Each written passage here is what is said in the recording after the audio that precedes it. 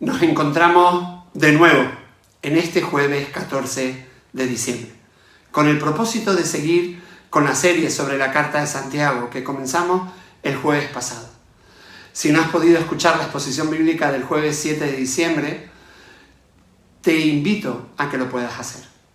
El jueves pasado abordamos los primeros 18 versículos del capítulo 1 de Santiago para descubrir juntos el propósito de la carta y entender por qué va a ser bueno para nosotros profundizar en ella. Santiago comenzaba la carta con una afirmación súper fuerte. ¿Te acuerdas? Amados hermanos, cuando tengan que enfrentar cualquier tipo de problema, considérenlo como un tiempo para alegrarse mucho. Versículo 2 del capítulo 1. Decíamos que esta afirmación podía parecer una locura, pero para Santiago tenía mucho sentido y nos daba dos razones por las que afirmaba que en medio de los problemas debemos de tener gozo.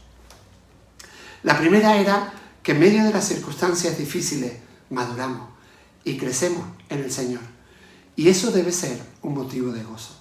Y la segunda razón es que el tiempo que estamos en esta tierra es corto y temporal, y todo lo que podamos acumular aquí es pasajero, y con las mismas que vienen se va. En cambio, la era venidera es eterna, y aquellos que confían en Jesús recibirán la corona de vida. Otro motivo de gozo. Y en este tiempo, y por medio de la realidad de la vida, Dios trata con nuestras imperfecciones y las transforma en su gracia, con el fin de que nos parezcamos más a Jesús hasta que lleguemos a su presencia. Por eso, afirmaba el jueves pasado, que la carta de Santiago no trataba tanto de la salvación, sino más bien de lo que hacemos con esa salvación, de los resultados de esa salvación.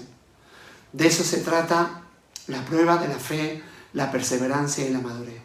Trata de la transformación que se está produciendo en nosotros y de la gloria de Dios que se refleja a través de nosotros a medida que nos vamos transformando en esos primeros y mejores frutos de su creación, como tenemos o como podemos leer en el versículo 18.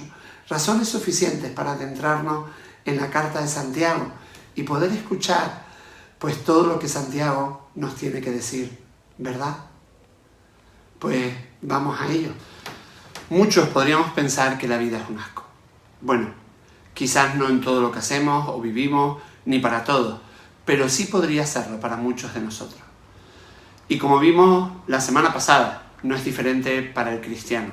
Santiago lo tiene claro y no lo pasa por alto.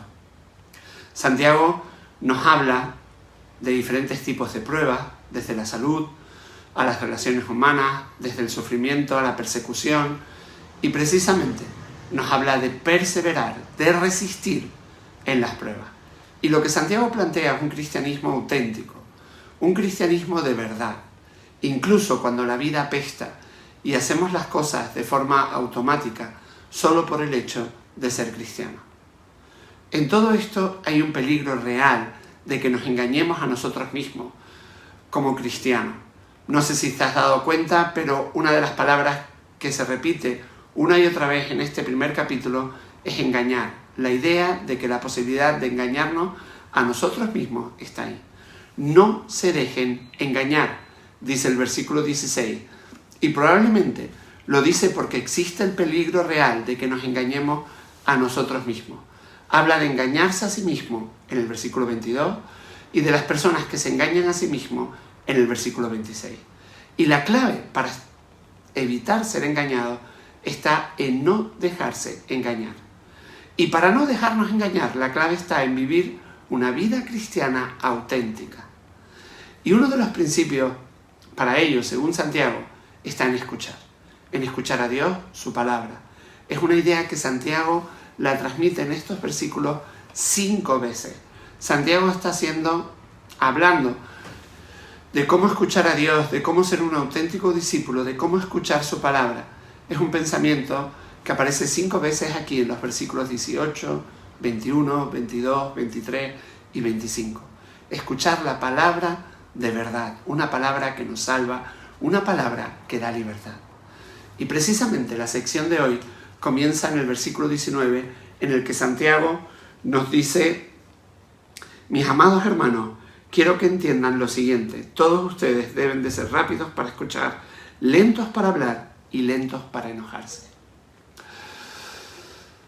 Para algo se nos dieron 2 oídos y una boca, dirían nuestras abuelas, ¿verdad? O también nos dicen, oye, ¿cómo podemos estar escuchándola si no nos quitamos los auriculares o no bajamos la tele? Es decir, que para escuchar bien, muchas veces nos tenemos que deshacer de aquello que nos impide escuchar. Y en este caso, de aquello que nos impide escuchar a Dios. Aquí Santiago, cuando habla de escuchar, se refiere a algo más que leer la Biblia o tener el devocional o lo que fuera.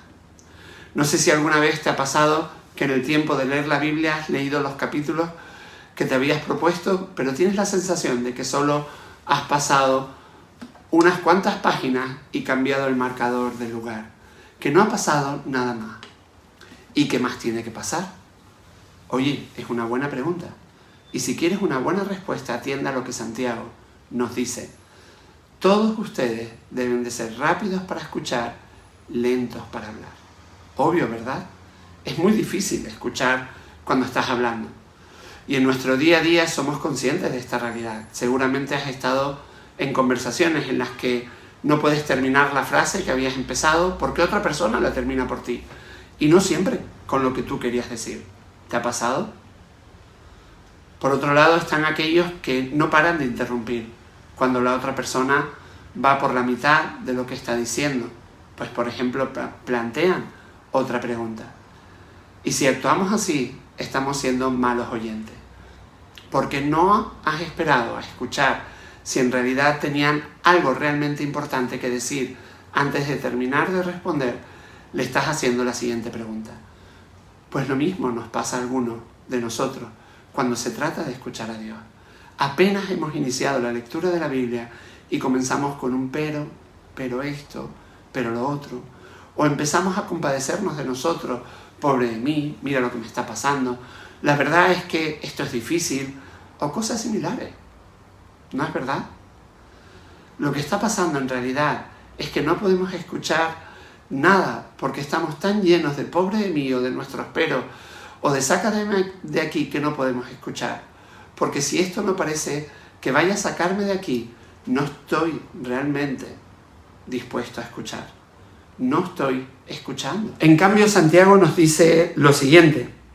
Todos ustedes deben de ser rápidos para escuchar, lentos para hablar, lentos para enojarse, lentos para enojarnos, lentos para enfadarnos. ¿Por qué? Porque la ira humana no produce la justicia que Dios desea. La ira no nos lleva a la justicia. Cuando perdemos los estribos, perdemos el control. El enojo humano no produce la rectitud que Dios desea, como leemos en Santiago 1:20. Por ejemplo, ¿no te ha pasado alguna vez que has dicho cosas o has hecho cosas de las que después te has arrepentido? Incluso mientras las estás diciendo, las estás haciendo. O te encuentras en situaciones que estás tan harto, tan furioso, que sabes que lo que vas a decir no está bien, pero aún así lo dices. Y a partir de ahí la rabia te come y se come todo lo que pilla por medio. Si solo estás centrado en ti, difícilmente te vas a poder centrar en otra cosa. Y si solo te escuchas a ti mismo, no vas a poder escuchar otra cosa. En esos casos es como si estuvieras ciego y no ves otra cosa que a ti mismo. No puedes escuchar lo que Dios te está diciendo mientras no pienses que es la respuesta directa a la prueba por la que estás pasando. Así es como se muestra la ira humana, entre otras muchas maneras.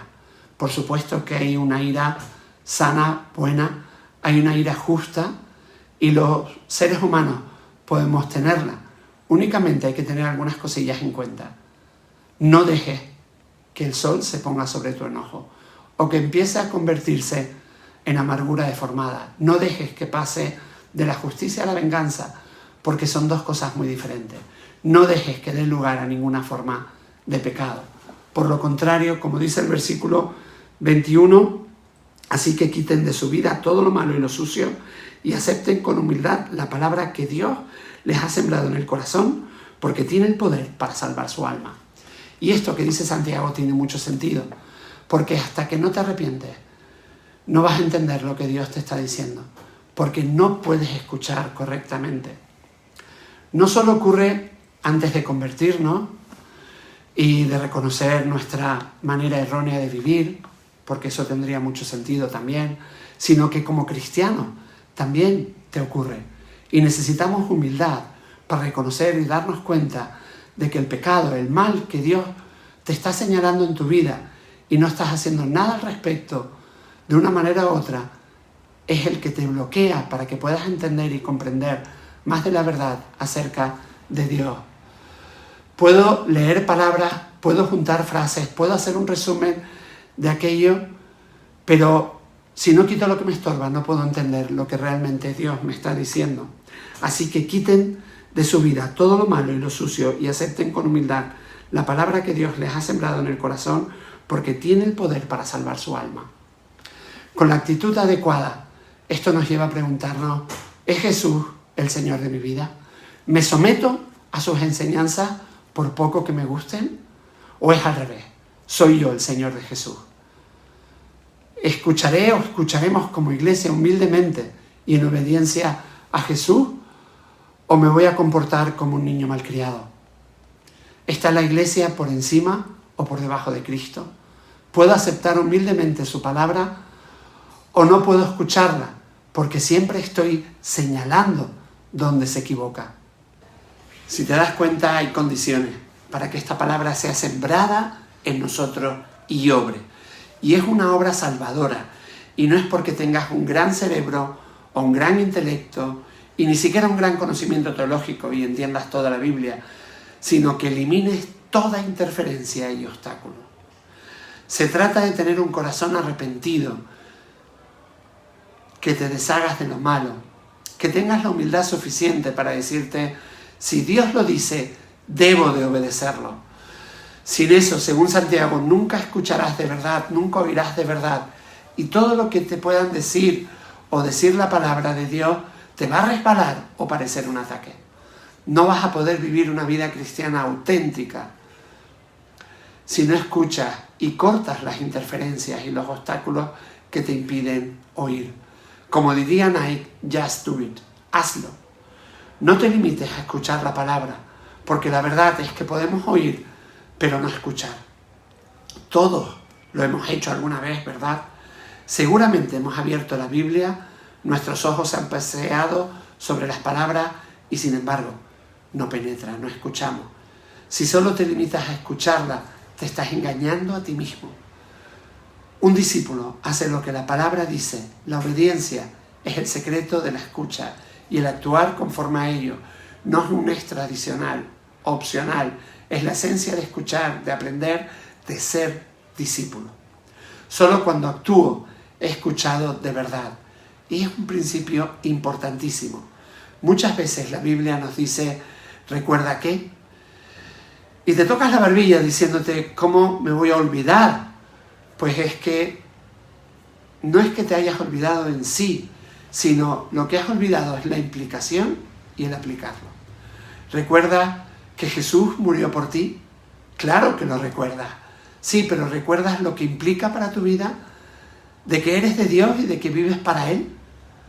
Es una de las preguntas que surge, por ejemplo, una y otra vez en alguna de las cartas del Nuevo Testamento. Y la respuesta no es que no lo sepan. Sí lo saben. Y el escribir y el que lo escribe también sabe que lo sabe, porque fue quien se los enseñó. Pero lo que está diciendo, oye, todavía no lo sabes porque no lo estás viviendo. El verdadero recuerdo, el verdadero conocimiento, la verdadera escucha conducen a la acción. Santiago lo tiene claro y pone un ejemplo en los versículos 23 y 24. Pues si escuchas la palabra pero no la obedeces, sería como ver tu cara en un espejo. Te ves a ti mismo, luego te alejas y te olvidas cómo eres. Probablemente te miras al espejo cada mañana. Te afeitas, te peinas, te secas el pelo, te maquillas, te alisas la camisa, te colocas el cuello. Una vez has hecho todo eso, ¿te acuerdas de tu aspecto? ¿Serías capaz de reconocer a tu gemelo cuando vas por la calle? ¿O serías capaz de dibujarte sin estar viéndote al espejo?